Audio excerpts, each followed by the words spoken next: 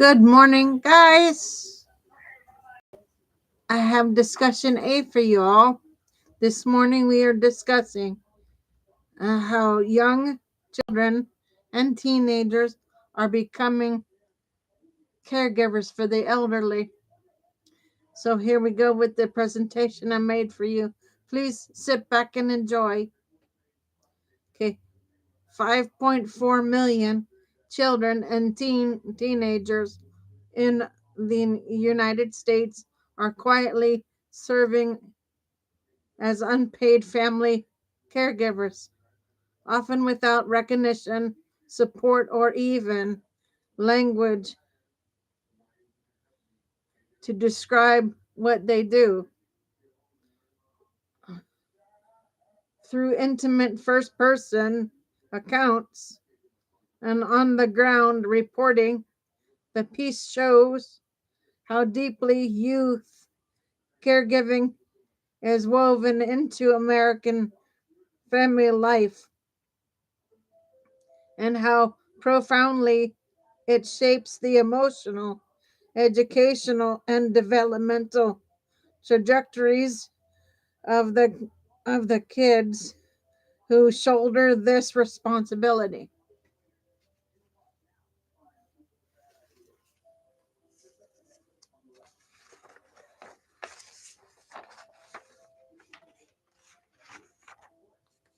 What the article describes in plain language: these young caregivers are not a small uh, or niche group.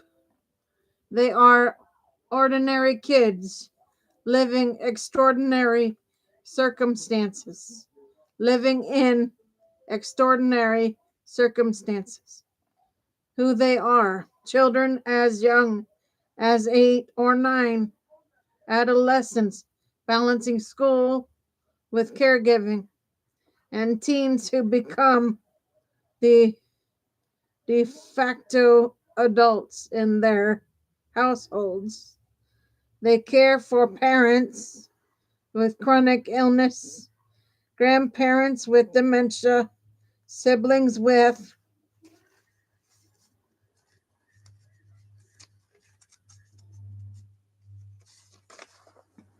disabilities, or relatives recovering from injury or addiction.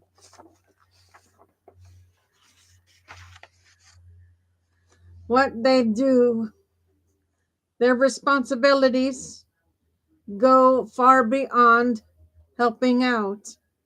Many perform hands on medical and personal care tasks, lifting and transferring relatives, managing feeding tubes, administering medications, helping with bathing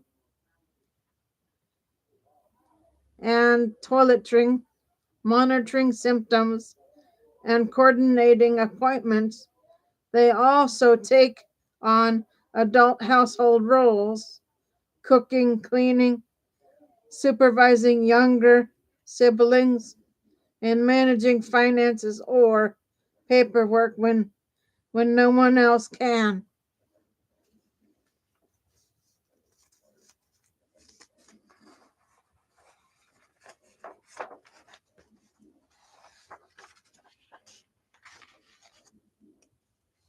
The article draws heavily on reporting by Faye Lewis for The Guardian, weaving together vivid narratives and a child who became a primary caregiver at 11, a teen who cared for his father after a stroke, and others who describe the loneliness of carrying burdens.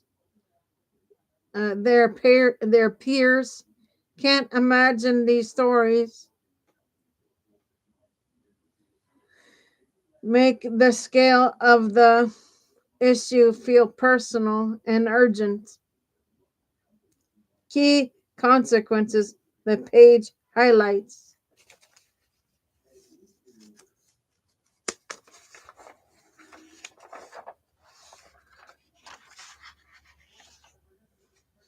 The article makes clear that youth caregiving is not just a family issue. It's a public health and educational concern. Emotional and mental health impacts. Young caregivers experience higher rates of anxiety, depression, and chronic stress. They feel isolated.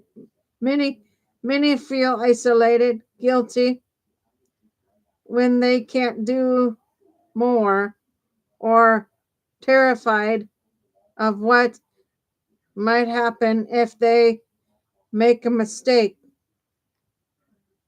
Educational effects. Caregiving often leads to missed school days, incomplete homework,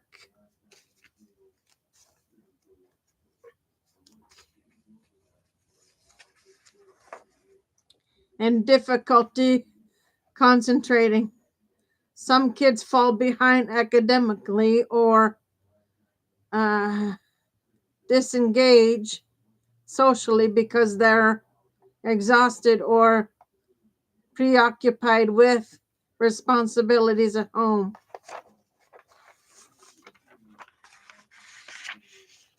Invisibility and lack of support. The U.S. has no systematic way to identify or assist young caregivers. Unlike countries such as the UK, where schools and social service agencies proactively screen for them, the article underscores a central truth: we can't support what we do not see.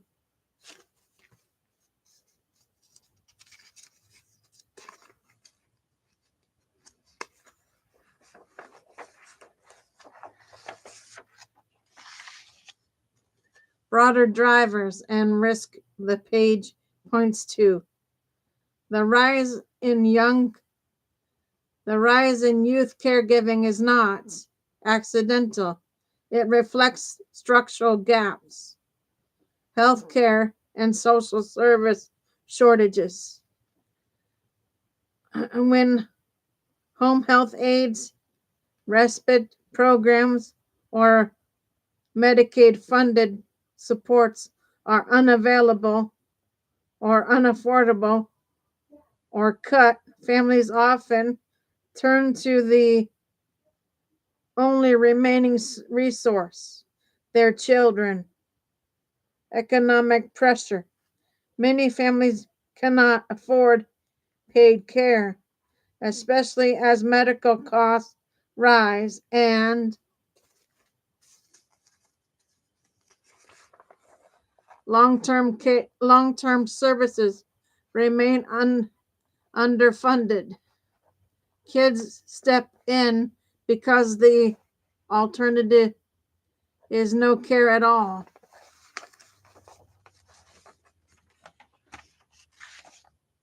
Cultural silence. Many children don't identify themselves as caregivers. They see their work as just helping, even when it consumes hours each day. This silence keeps them hidden from systems that could help. Practical implications and next steps suggested by the article.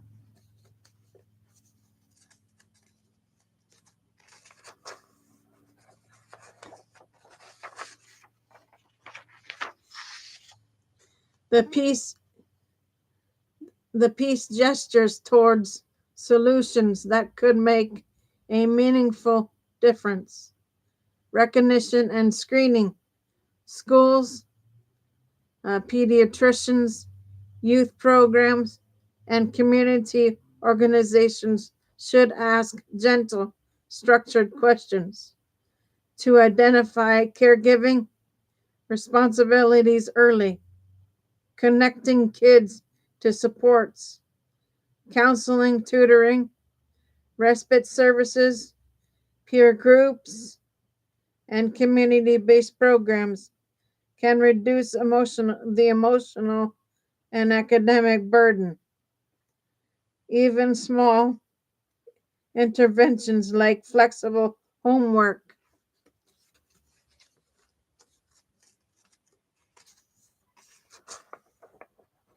deadlines, or a trusted adult checking in can be transformative.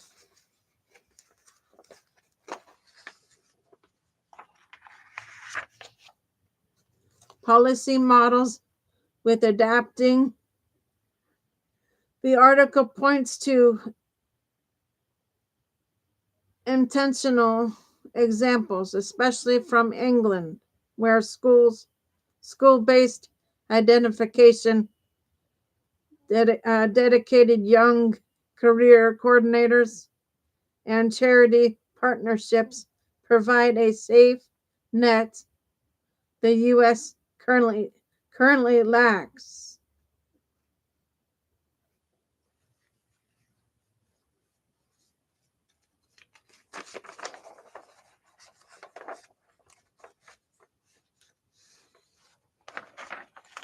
Okay, guys, here's your second half of A for you.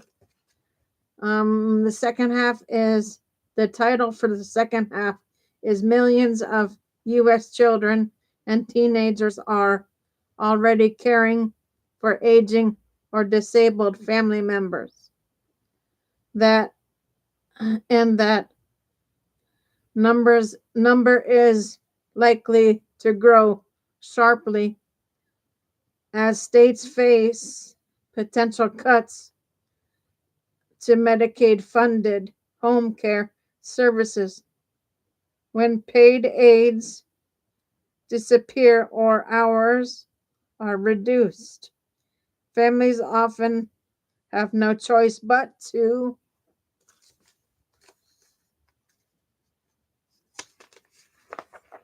rely on the only available caregivers left at home, their kids.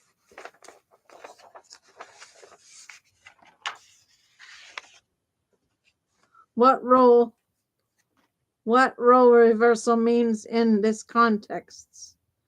The story uses role reversal to describe a situation where children become the caregivers for elders rather than the other way around. The article illustrates this through the experience of Joshua Yang, who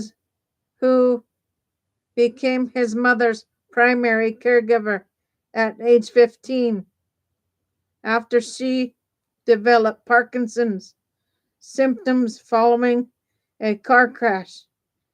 He is one of an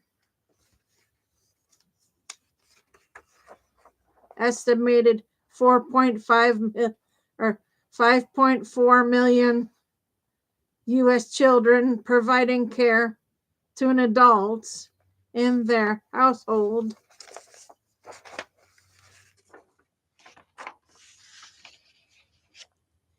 These are kids helping with tasks that would normally fall to trained adults, managing medications, assisting with mobility and bathing, handling household responsibilities, coordinating medical appointments, providing supervision and emotional support.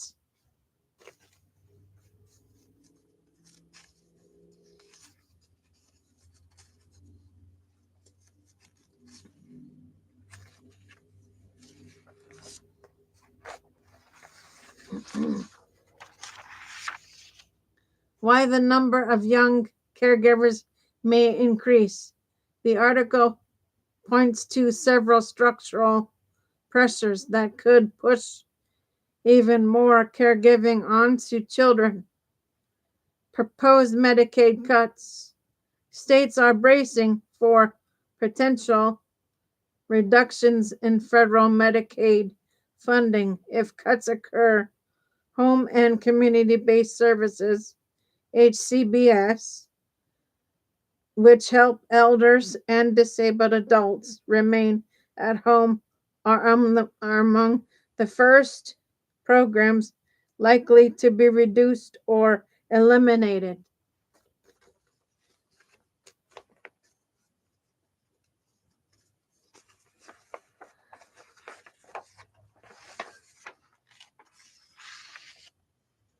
When paid aids disappear, families fill the gap, and often means kids to shortages in the caregiving workforce.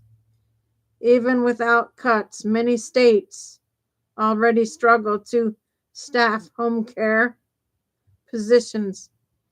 If an aide can't come, the responsibility rolls downhill, as one expert in the article puts it, landing on whoever is at home.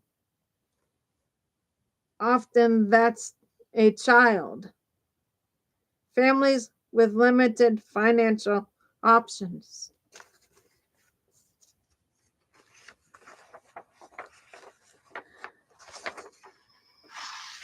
Not all adults have grown children who can leave work to provide care. In multi-generational or low-income households, younger family members may be the only ones available to step in. The impact on kids. The article makes clear that youth caregiving comes with serious consequences. Academic decline. Young caregivers spend less time in class and more on homework Many see grades fall.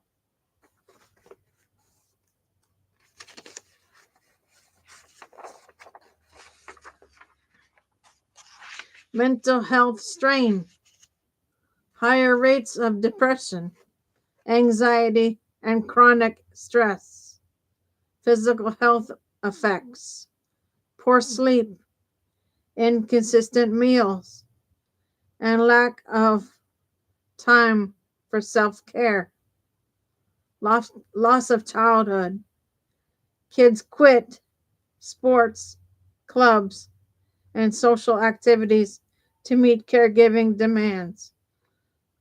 One large study cited in the article found that teen caregivers spend 42 fewer minutes per day on educational activities and 31 fewer minutes in class than their peers.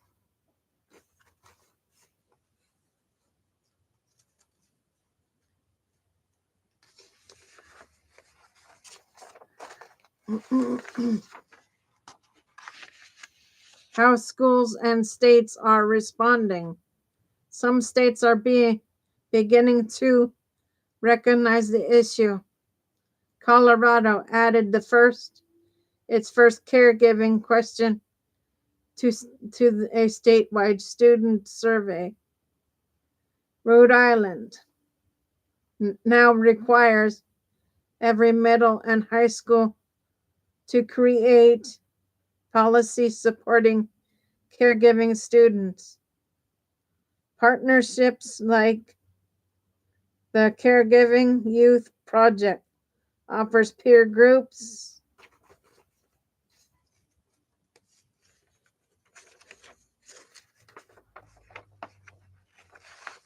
training, and case management for young caregivers. These efforts are early but signal a growing awareness that youth caregiving is widespread, invisible, and in urgent need of supports. The bigger picture.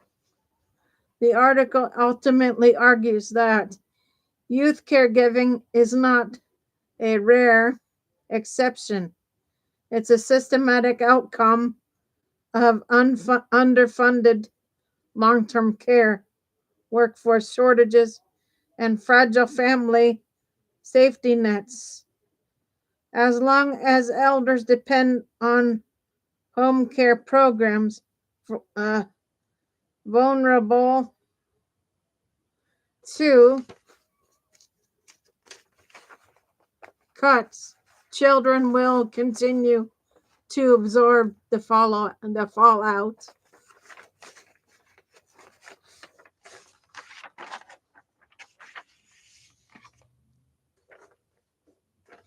Okay, guys, I'll be back on later tonight with shows. For now, Gator Wellness. Take care, folks.